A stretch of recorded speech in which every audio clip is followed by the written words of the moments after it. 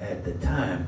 And it's hard to come up with different stories. He even came up with a second book about Tom Sawyer.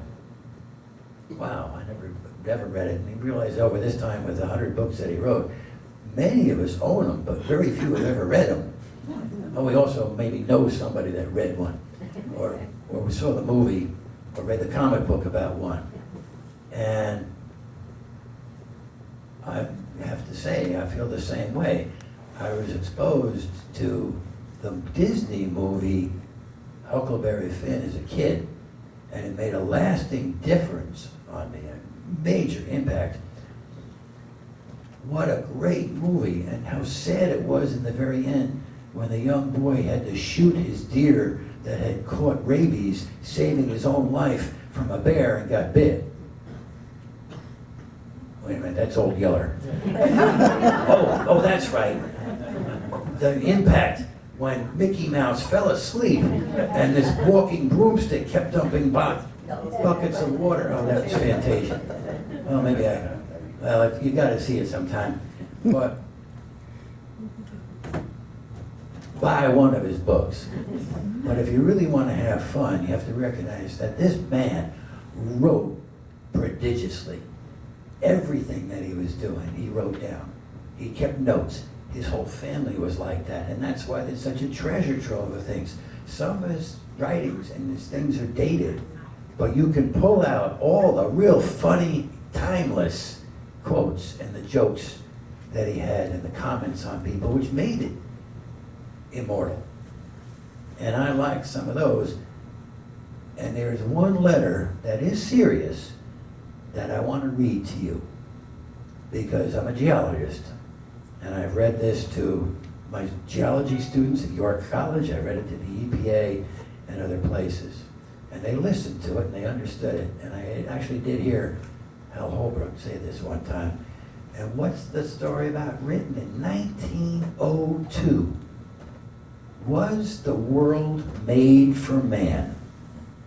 The story of evolution. You know what that is, right? Yeah.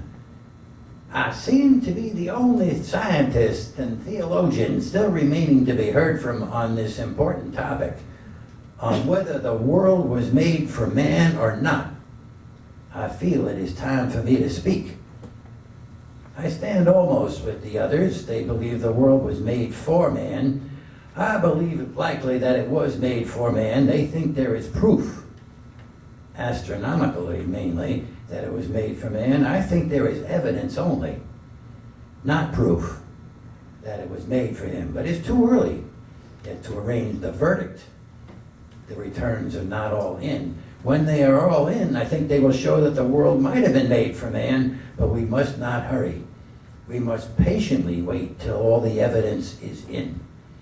The geological evidence is key.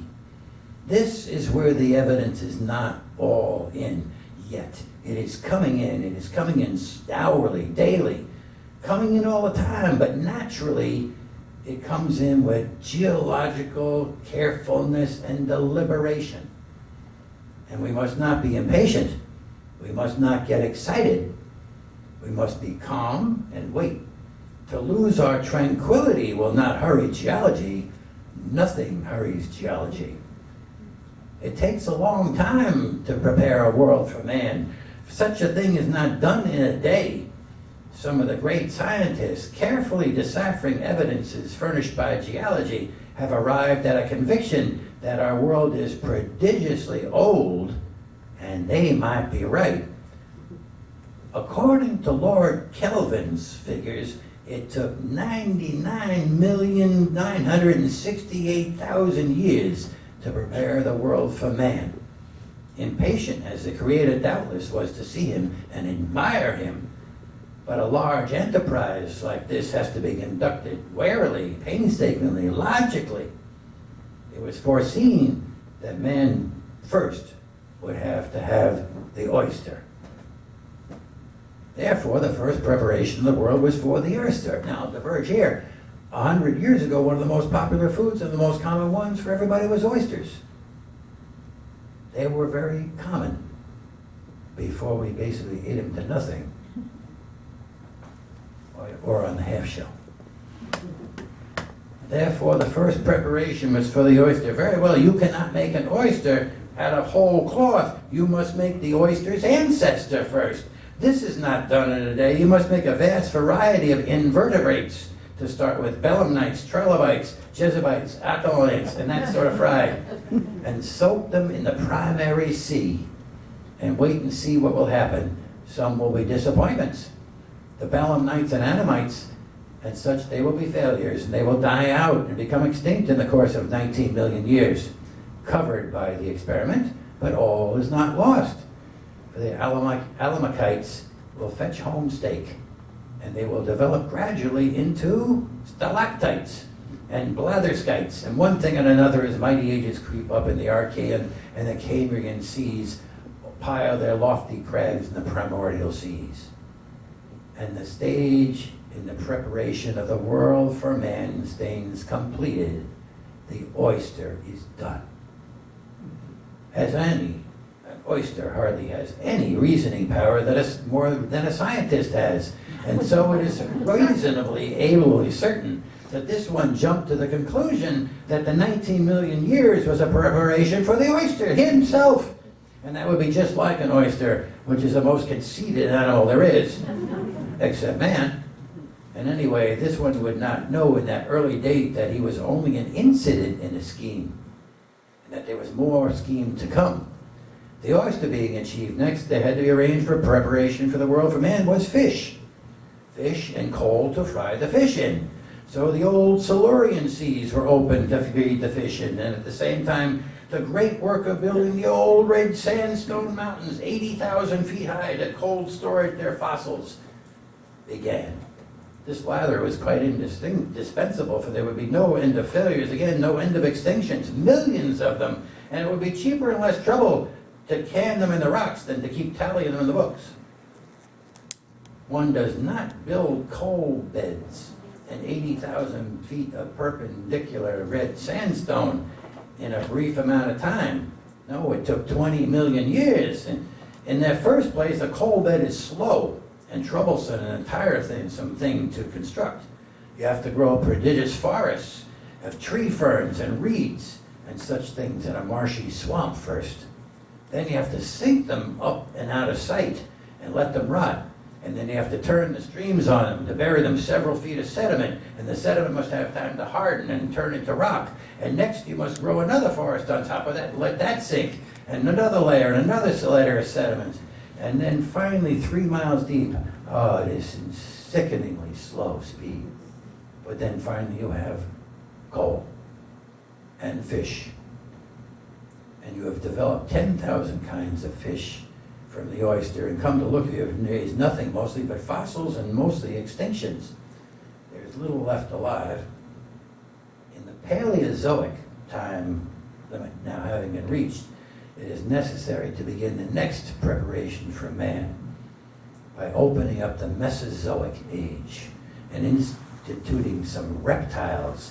For man would need reptiles, not to eat, but to develop himself from.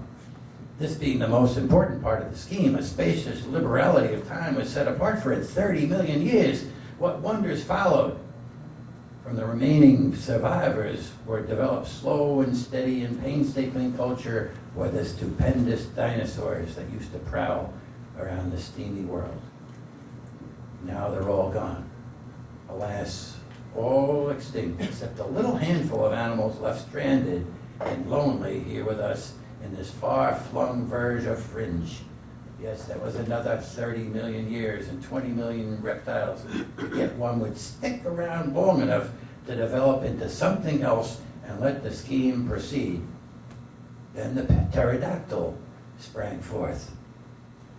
With all his impressive solemnity and grandeur, and all nature recognized that the Cainozoic threshold was crossed, and a new period open for business, a new stage in the preparation of the world for man.